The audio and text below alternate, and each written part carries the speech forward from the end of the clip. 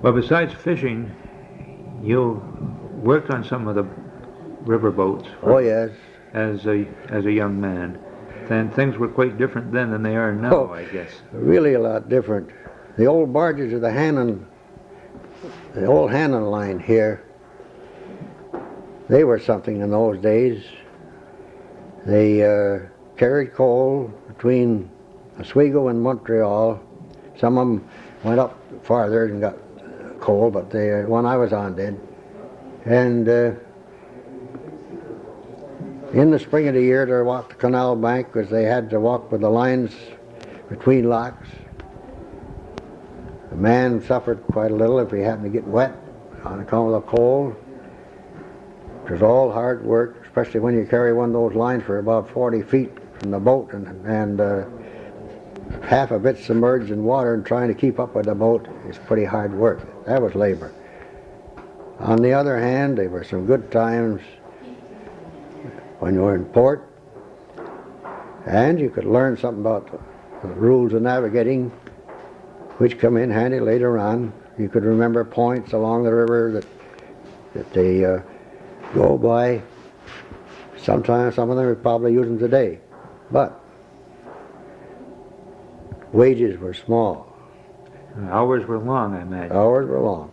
We, for myself as a deckhand at that time, we had good food, all we wanted to eat. I got $18 a month.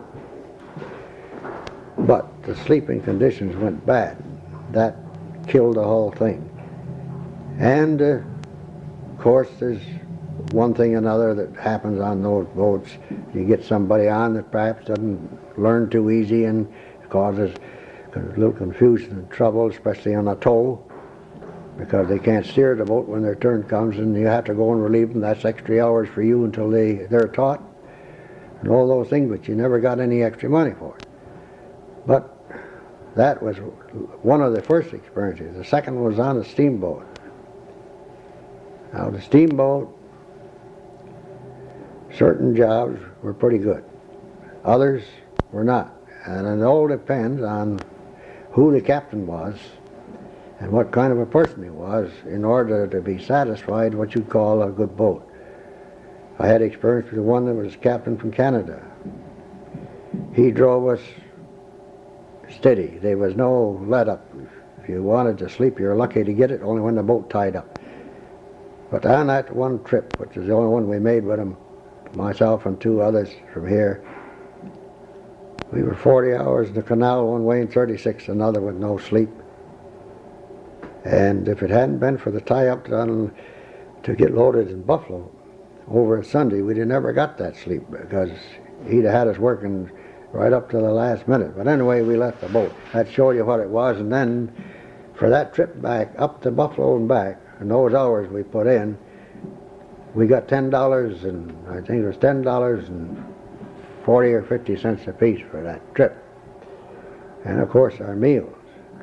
And then the last boat that I went on was, I don't know if it's still in existence. It's from Buffalo. It's the Crocus, the Coast Guard. I made a trip from here to Buffalo on her, and was in the fire hold of what they call second class.